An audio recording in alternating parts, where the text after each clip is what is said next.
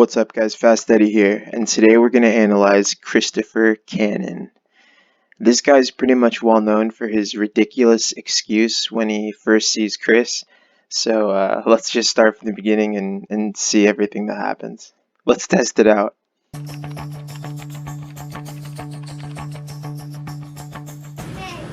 Okay, so yeah, most of these guys are dressed pretty normal, so this guy's no exception. He's just wearing kind of a larger white tee, some shorts, pretty much exactly what you'd expect from an average person at the time. Say what? Oh, I just And then her with her shitty wig, her Walmart wig. some sweet tea if you want some. See, so he took steps towards already. So this guy's unsure. He's a cautious guy. So look. So he's taking steps towards. Say what? Oh, I just gotta put this in the wash real quick. And now he's taking steps away. So it's like as soon as he sees her, immediately he suspects something is going on. He literally is starting to suspect that it is a setup. So I think at this point he's pretty much certain, but nonetheless, he's there. So I think his curiosity is going to get the best of him. Some sweet tea if you want some. But he must know. It's like your instinct is usually right. So it's like when you start walking away like that, he should have trusted his instinct. I don't think it would have been better for him legally, like he's fucked, he showed up, but I mean, maybe it would have looked better. I don't know. He certainly didn't have anything to gain by going in, as far as credibility goes.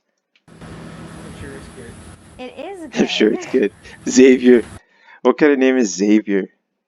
I wonder. And he worked at a church or something. So I wonder if that has to do with his position there, like some play on words on savior or some shit. I don't know. That's weird though. Well, it's just gonna take a minute. Go on in. Huh? Turn the car on. His car's still on. Oh, that's why. That explains it. Car running, he's going back to turn it off, then he's gonna come in. That's what we. So perhaps he wasn't. He didn't suspect it. Interesting. Christopher Cannon doesn't hang out for very long.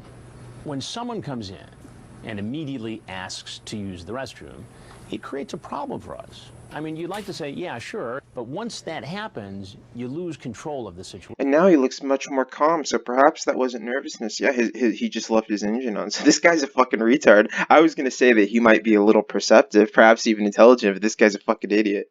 And you don't know what he's doing in the restroom. You have no way of finding Oh my god, can you imagine if he was like jacking off or something in the bathroom? That would be so ridiculous. out. And so it's trouble for us. Can I use your restroom? Oh, Once you actually look at yeah, I know what this is. you don't think I need you. Yeah, I know what this was. I just went to test it. That's You all. wanted to Got test it, it, sir? sir. I knew what it was. What do you think it was? Nothing. And that's so funny that he says that. It's like you would only say that if you were immediately caught off guard and you had nothing else to say. He's like, I knew what it was. I wanted to test it. And he's referring to it being a sting. And Chris asks, what did you think it was? And then he says, nothing. What he should have responded was a sting. I mean, that's where he's going, right? He's literally saying that he knew what it was, so he should have just identified it for being such. But instead, he just says nothing. And he says that because he's nervous. I remember I was 12. I was like fucking 12 years old, and I like found a cigarette from someone, and I was smoking it with someone else. And I was just like 12 years old. We were just running around, and we were like out in some public. We were near a residential area, like on a street. And then some adult just comes up and it's like, "What are you guys doing?" Because I was a fucking kid. I'm 12 years old and I have a cigarette in my mouth. I'm smoking it. And then I was all, nothing. And I remember saying it just like that. I remember responding just like he did, like this. Listening to him almost like zaps me back to that because I got caught. I was 12 years old. I was smoking and I just got caught. So it's like being caught red-handed doing something. So when someone asks what you're doing, you just say nothing. It's like, that's your instinct. I knew what it was. See, look. What do you think it was? Nothing. But he knew it. He should have said a sting. He's talking about it being a sting. So it's just funny that that's what the mind does out of guilt. That's something that the mind does in order to alleviate guilt or in order to make it seem like we're doing something that's not bad. We just say that. We never say what we're doing, even though we know what we're doing. We just say nothing, which is a lie because we're doing something. But it's a funny thing to say.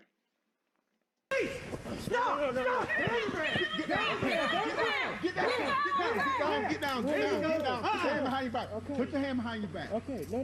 No. I wasn't doing it. I just came by. Wow, so this guy's surprisingly calm under pressure.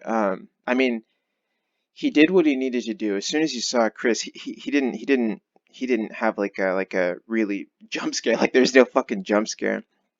But he got the fuck out of there. He immediately knew that it was a setup. So he immediately knew that there was nothing good that was going to come from talking to Chris. So it's like he did what I guess you should do to decrease the chance that you're going to get memed the fuck out of, but it wasn't enough just because I guess what he said is so funny. Also his chat, I mean, yeah, so he didn't give Chris a lot of material, but it's like the little bit that he did, just him saying nothing, that's fucking hilarious. And he's so calm right here. It's so surprising. I mean, this guy has I guess that's a gun or a taser. Let's see. Put your hand behind your back. Put your hand behind your back. That's a fucking gun or a taser. Either way, that's a fucking extremely high stress situation. And this guy's just fucking cool as a cucumber. He was gonna use the restroom. Cannon didn't stay for very long. He's like, I needed to take a leak, dude.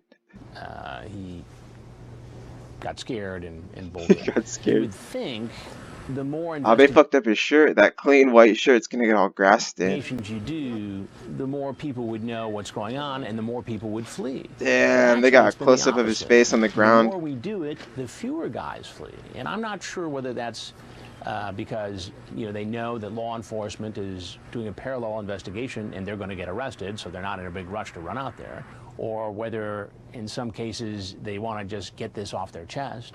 Just because Cannon didn't stick around and talk to me didn't mean he was out of trouble. Obviously, he was arrested by the police. They got him. Did an interview with the police later, and we had access to that. What we've got here, basically, you've been caught in a steam. Exactly. And if Chris, I mean, if this fucker knew, if he actually knew, and I believe that he did, he should have just said that. Because I'm glad that this detective just comes out and say it. Like, dude, you've been caught in a sting. Of course, that's why you're in handcuffs. That's why you're in handcuffs. That's why you're in there. That's great. Come to meet. Whoever. What was her name? What the fuck is that? Do they have is that a coat hanger? I mean, I don't know if this is just a really shitty resolution or what, but there's just a coat hanger right there. It seems to be on there. I don't understand what's propping it up or anything. That's weird. I can't. I'm so. But you drove 115 miles. I know it.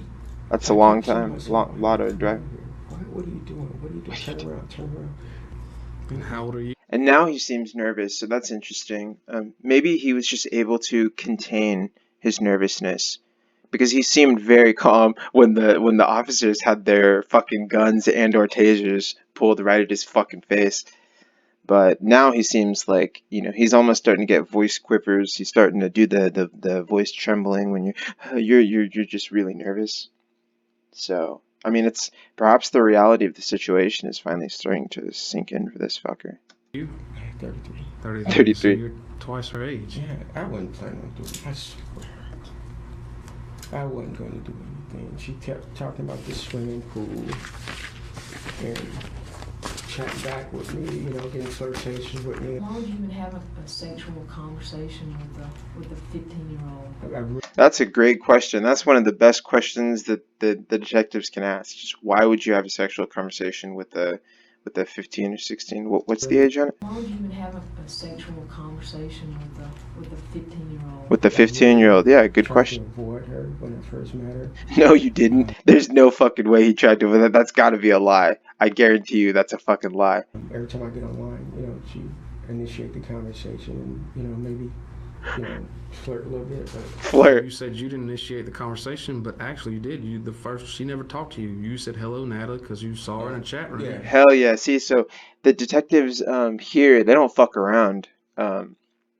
This is different. I watched I just did the Jim Roush interrogation, and those detectives, they just let him give him bullshit. I mean, he was just telling them some fucking nonsense. But then here the detectives are like, dude, you're lying here. It's like the detectives there, they let Jim say things that were untrue and they didn't call him out.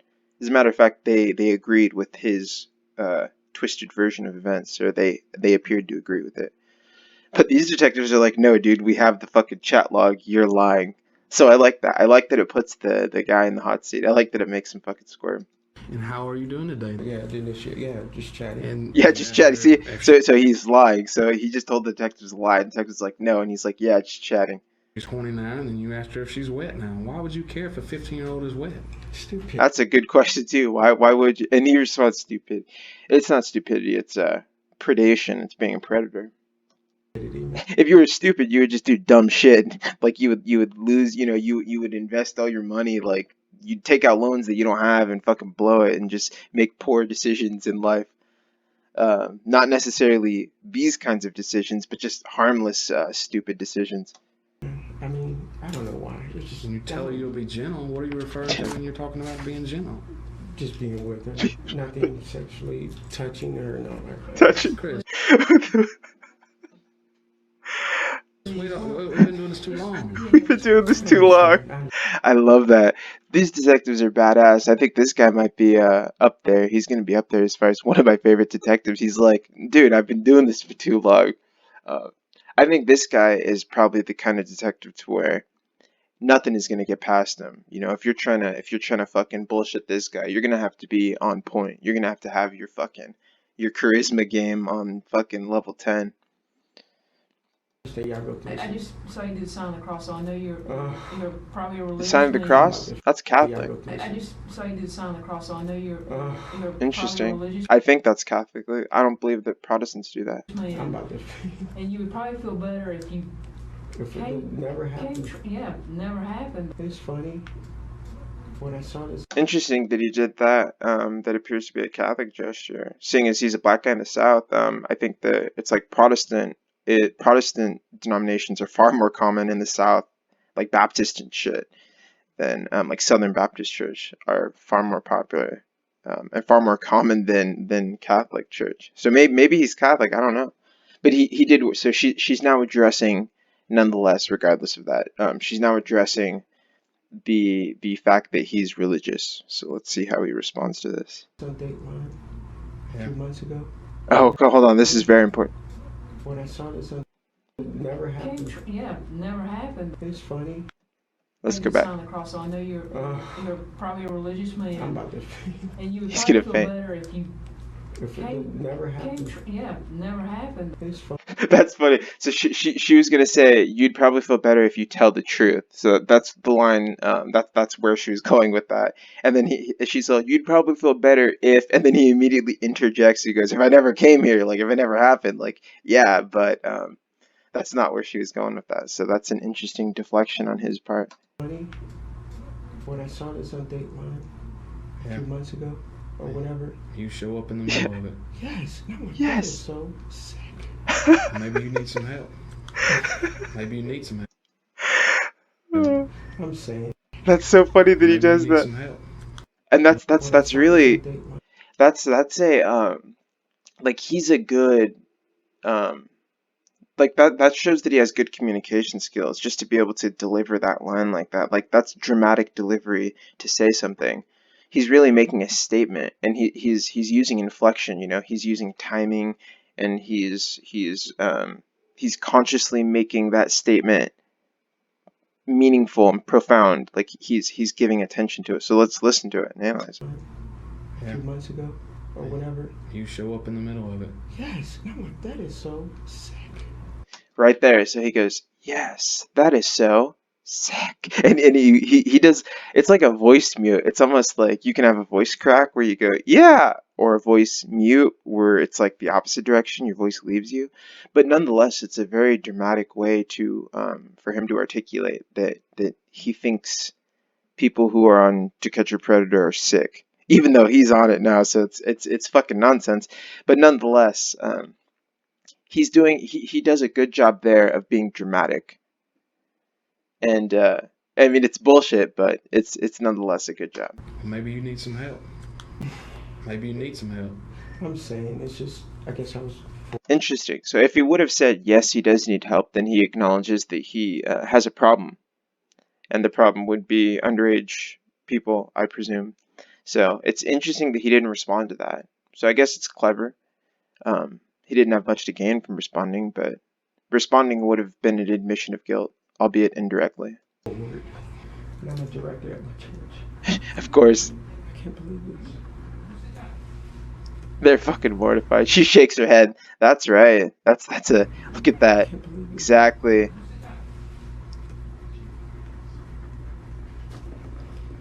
When it's going like a record or anything. This is gonna be a record. Oh man, that's great. That's some fucking excellent nonverbal. Let's examine her Go up in the nonverbal. middle of it. Yes, Her nonverbal that communication so is on point. sick. Maybe you need some help. Maybe you need some help. I'm saying it's just, I guess I was forward. And I'm a director at my church. And she shakes her head, exactly. So I think that she's religious right there. I think that, just statistically, she's probably religious. It's like a woman, middle-aged, white, American South in this time. Statistically, she's probably religious. So if she's religious, and she most likely is, that would annoy you. That would really, beyond annoying you, it would disappoint you. Because I think that we all, or at least people who are religious, look to religious figures, both those in Scripture and those who just preach Scripture, but they look to them to be role models.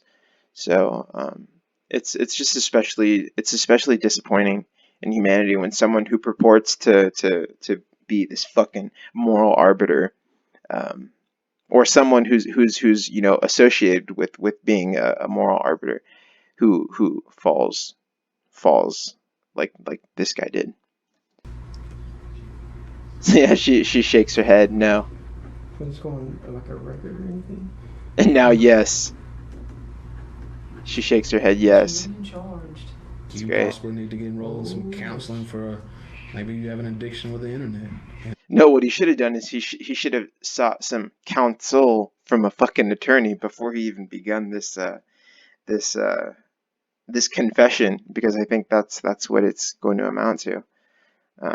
But yeah, he probably would gain from counseling too. And don't realize it. Not the internet. We live by it today. Yeah, we do. More so now than in 2007. Fuck. I mean, everything is on the internet. It's only gonna increase as time progresses. Our dependence and reliance and the capacity and limitations are only going to broaden. But I think you have a serious problem you need to get some help with. Not at your church, but somebody that's professionally trained to do Yeah. this. Here you have a guy who's a youth Yeah, so I mean, it's pretty ridiculous for him to use the defense that he was just going to test it out, and I mean that's what he's most known for. I mean that's hilarious, but yeah, that was bullshit. He's just another fucker who thought that he could get away with it. He lived a double life, seeing as he was involved in his church, so on Sundays he was going to church and he was helping out people, and he was involved, and he was holding hands and praying, and then at home he had these dark thoughts, as many people do, as many fucking people do. So yeah, that's Christopher Cannon, the scientist and the curious person, Christopher Cannon. Until next time.